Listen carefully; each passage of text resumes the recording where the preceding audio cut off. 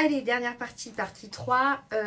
En fait, la seule chose pour laquelle tu n'arrives vraiment pas à manifester, c'est l'insécurité.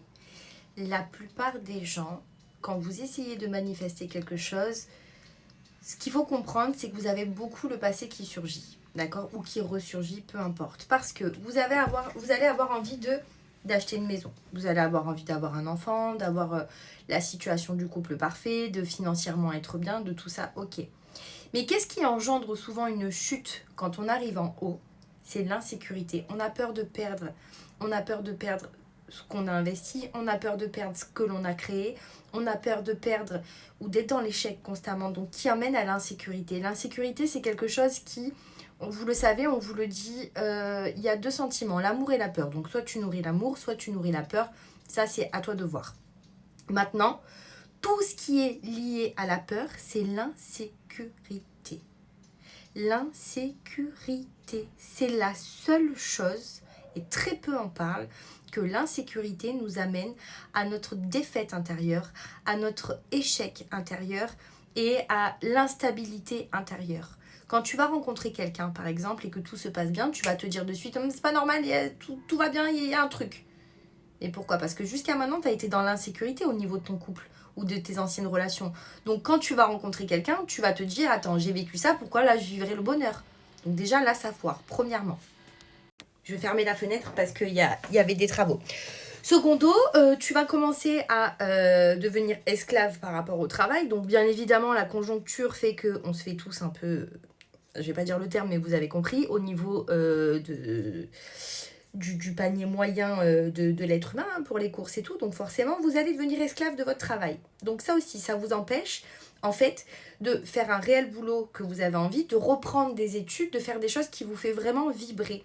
En fait, tout fait qu'on vous met dans l'insécurité pour vous empêcher d'accéder à ce que vous voulez. Parce que la seule chose qui réside pour les êtres humains, c'est de les tenir et de les maintenir dans la peur. D'accord? Qu'on soit clair.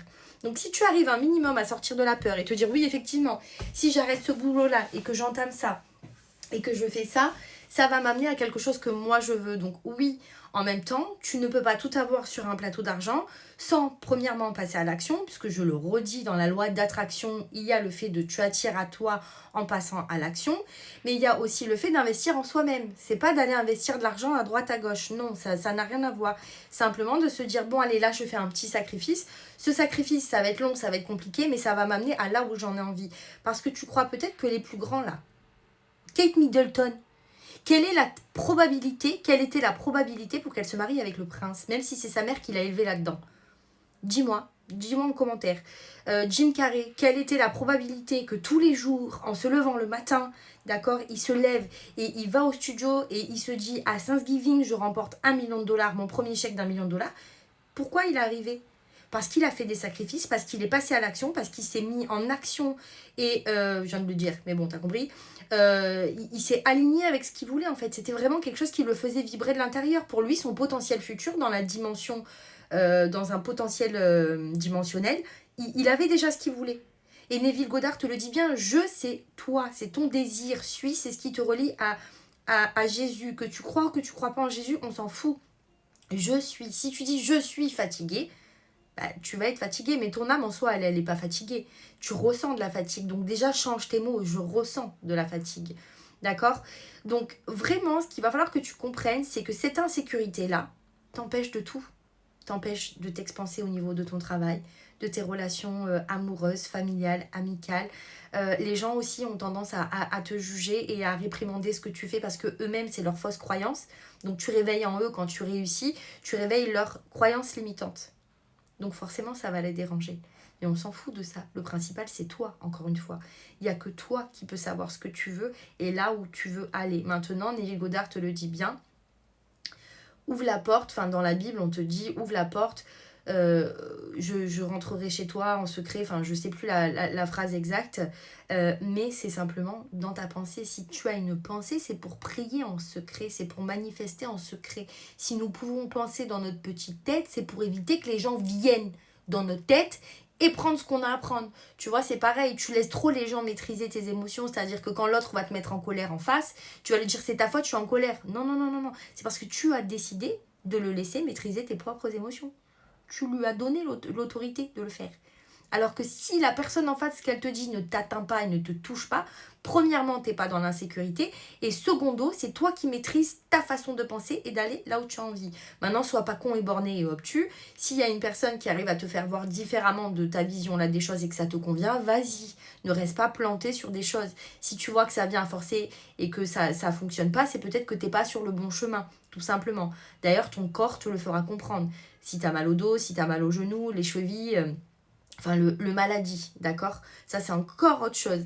Mais la base des bases, quand tu comprends que ce qui te fait vibrer pas correctement, c'est l'insécurité parce qu'on te maintient dans la peur et que tu te maintiens tout seul dans la peur. Et d'ailleurs, tu le vibres tellement que tes enfants ou ton entourage peuvent le sentir et que tu te fais les pires scénarios possibles. Là, c'est sûr que tu arriveras à manifester, mais pas ce que tu veux. Donc, mets un mot sur ton insécurité, prends un papier, prends un stylo, écris voilà, ça me fait sentir de la peur, ça de la colère, ça par rapport à la famille, ça par rapport aux amis, ça par rapport à un ex ou une ex-partenaire, ça, voilà. Déjà, répare-toi de l'intérieur, répare tout ce qui ne te convient plus.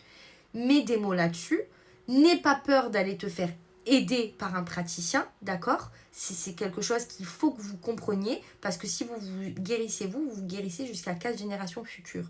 Et 4 générations en arrière aussi, également, parce que vous avez le transgénérationnel, ce qu'on vous a transmis de génération en génération. Et là, une fois, c'est la magie qui va opérer. Dans la magie, dans le langage des oiseaux, c'est l'âme qui agit. Si toi-même tu n'agis pas, les choses ne bougeront pas. Donc sors de l'insécurité. Arrête d'avoir peur constamment de perdre toutes les choses que tu as pu avoir. Quand bien même tu perds, l'univers n'aime pas le vide. Donc il va t'enlever quelque chose pour te le remettre. Si tu dis ça y est, mon téléphone il me saoule, il faut que je le change, ne viens pas te poser des questions si ton téléphone il vient te lâcher. Tu l'as vibré. Tu l'as vibré tout simplement. D'accord? Donc je vais le répéter encore une fois. Ce contre quoi tu luttes, ça persiste. Si tu es contre les choses, tu alimentes avec le contre. Sois pour l'inverse de ce que tu es contre. D'accord? Et sors-toi de cette insécurité. C'est l'insécurité qui t'amène à tout ce que tu ne veux pas. Voilà. Je te souhaite une bonne journée. À bientôt.